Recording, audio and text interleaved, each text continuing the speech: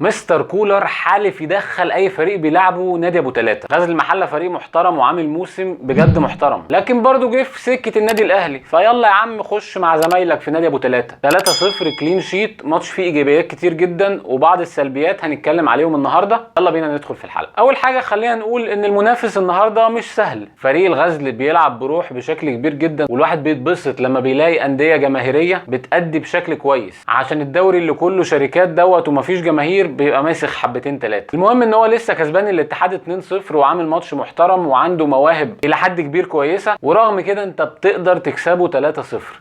اهم مكسب النهارده طبعا الثلاث نقط، تبعد بالصداره عن اقرب منافسيك، بتتجنب بشكل كبير جدا الاخطاء بتاعه الموسمين اللي فاتوا اللي رميت فيهم كده دوريين من غير سبب، فما بقتش تنقط وما بقتش تنقط قصاد الفرق اللي المفروض تكسبها. وده اللي كان بيعيب مستر بيتسو موسيماني، كان بيضيع نقط كتير جدا قصاد فرق مضمونه الى حد كبير. كنا بنكسب الزمالك وبنكسب بيراميدز مع موسيماني، ولكن كنا بنخسر الدوري. الحمد لله مع مستر كولر لحد دلوقتي انت بتكسب الفرق اللي المفروض تكسبها، وبرضه بتكسب الزمالك وبيراميدز. فمحليا الحمد لله الموسم ماشي بشكل مبشر جدا، وده يديك افضليه ان انت ان شاء الله تحسم الدرع ده وتبدا تريح اللعيبه باذن الله. تاني حاجه ايجابيه النهارده ان انت مش بس خدت الثلاث نقط، انت واخد الثلاث نقط بثلاث اهداف وما استقبلتش اي اهداف. دايما تلاقي الماتشات اللي بتتعكر فيها والجماهير طبعا بتتعكر معاك، اللي دايما تستقبل فيها اهداف حتى لو كسبت. على فكره بتلاقي الماتش اتصعب عليك، بتلاقي فيه رخامات، تلاقي نفسك مشدود ومتوتر، لكن لما بتحافظ على نظافه الشباك كده كله بيبقى مرتاح ومبسوط. الايجابيه الثالثه النهارده وهي خلق الفرص. النادي الاهلي في فترات كتير جدا كان بيعيبه ان احنا مش عارفين نوصل للجون. دلوقتي انت الحمد لله وصلت بشكل كويس جدا ومضيع اهداف كتير، ولولا تالق الدفاع تحديدا العش واحمد ميهوب حارس مرمى فريق غزل المحله كان زمان الماتش ده ما طلعش 3، كنا بنتكلم في 6 ولا حاجه. ايجابيه كمان النهارده خدناها وهي التسديد، وكان واضح جدا تعليمات مستر كولر لخط النص كله، حمدي فتحي وعمرو السوليه ومروان عطيه شوطوا. ما جاتش اهداف من بره ال 18 من تسديدات، بس العقليه دي ان هي تتنفذ وتطبق في الملعب برضو ما كناش بنشوفها فترات كتير مع النادي الاهلي، ودي ايجابيه لازم نتكلم عليها. النقطه اللي بعد كده وهي نقطه مهمه جدا جدا جدا وهي الجديه.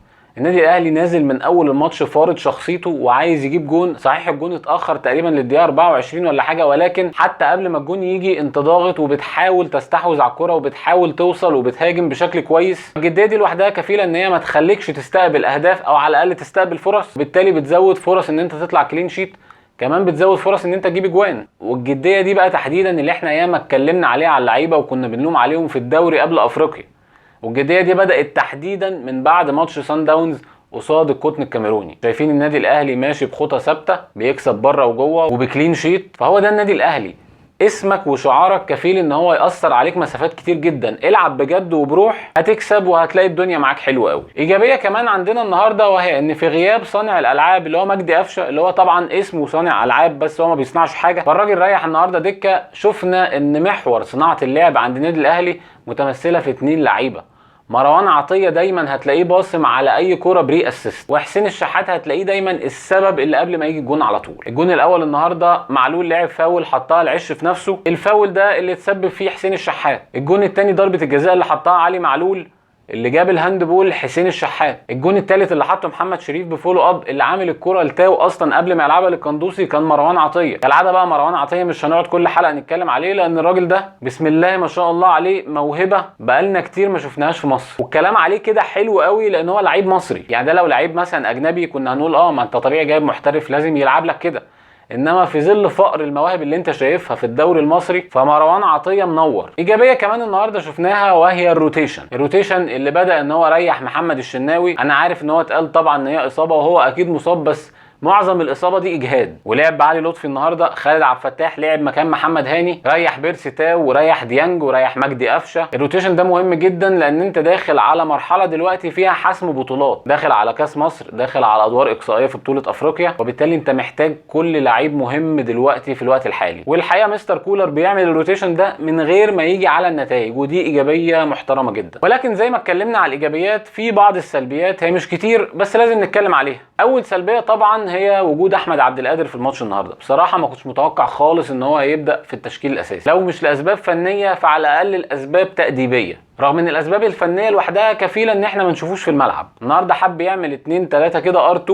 ايمن الكاشف قال لك فتحت منه بقت ار3، كور ما تضيعش وسهله جدا وبتضيعها. رؤيتك في الملعب تقريبا زيرو، صفر كبير. حتى التفاهم بينك وبين علي معلول شبه معدوم، والباص بتلعبها لعلي معلول بتموته. بس الحقيقه برضو خلينا نقول ان كولر مقتنع باحمد عبد القادر بشكل كبير. السلبيه الثانيه بقى ان في ظل الروتيشن اللي اتكلمنا عليه ده للاسف علي معلول برضو ما بيريحش، وتقريبا كل ماتش مستر كولر بيتكلم عليه في المؤتمر الصحفي وبيشيد بيه، ولكن علي معلول يا جدعان 34 سنه ولا 33 وشويه، لازم يريح. وهنا نيجي السؤال، طب ما هو مالوش بديل؟ رايي الشخصي ان انت عندك بديل يؤدي الغرض في الماتشات اللي زي دي. يعني انت مثلا لو لعبت بايمن اشرف النهارده كنت ممكن ما تكسبش، ما اعتقدش يعني. بس السؤال هنا هو ايمن اشرف ايه القصه عليه؟ ايمن اشرف اللعيب تقريبا الوحيد اللي ما شفنالوش خد دقيقه واحده مع مستر كولر، وده يخليني ارجع وافكر شويه، هل استبعاد ايمن اشرف اسباب فنيه بس؟ ايمن اشرف فعلا عليه علامات استفهام كتير فنيا، بس مش لدرجه ان الموسم قرب يخلص وما شافوش ولا مره في الملعب. فده يخليني كده اشك ان في حاجه بره في الكواليس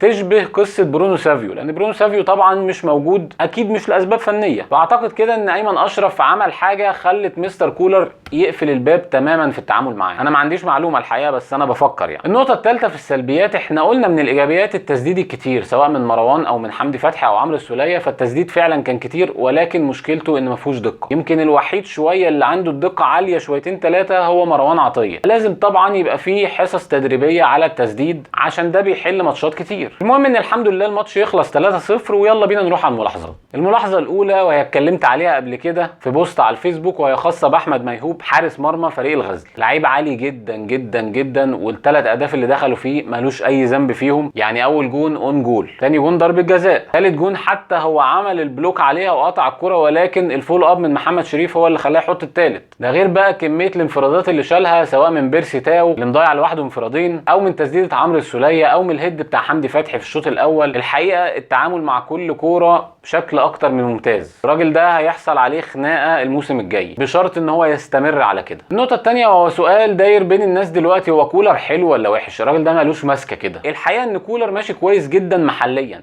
الاخطاء اللي كان بيقع فيها بيتسو موسيماني مش موجوده، قليل جدا لما بتفقد نقط في الدوري المصري وتحديدا بالتعادل يعني ما بتخسرش، وده اللي مخليك فارق عن كل المنافسين بتوعك رغم ان انت ليك مؤجلات كمان. فدي نقطه مريحاك ومطمناك ان شاء الله لو مشينا على كده الدوري راجع لنا، والدوري بصراحه وحشنا. افريقيا لازلت عند رايي ان مستر كولر عنده قناعات كويسه جدا، ولكن مشكلته ان ما عندوش خبره افريقيه تقريبا شبه صفر. ولكن اتمنى ان الماتشات اللي لعبها في دوري المجموعات تكون عرفته الى حد كبير جدا الدوري في افريقيا في دوري ابطال افريقيا عامل ازاي، ويتدارك القصه دي في ماتشات النوك اوت اللي جايه. فبشكل عام كده مستر كولر كويس، محتاجين نصبر عليه. حتى لو لا قدر الله حصل اي اخفاقات لازم نستنى ونصبر، لان انت مش كل مره هتلاقي مدرب يطلع بيك بسرعه الصاروخ. يعني ما انت شفت وقعنا في سوارش وعمل فينا ايه. النقطه الثالثه وهي لغز بالنسبه لي خاص بحمدي فتحي. حمدي فتحي لعيب يا اما تلاقيه توب فورم هايل جدا بيعمل كل حاجه في الكوره، للعيب تلاقيه بطيء وما عندوش كده فليكسبيليتي او مرونه في جسمه، بتحسه عاجز عن فعل اي شيء في الكوره. فحمدي فتحي انا مش عارف بقى هل القصه مودي ولا ايه، انا مش فاهم، بس حمدي فتحي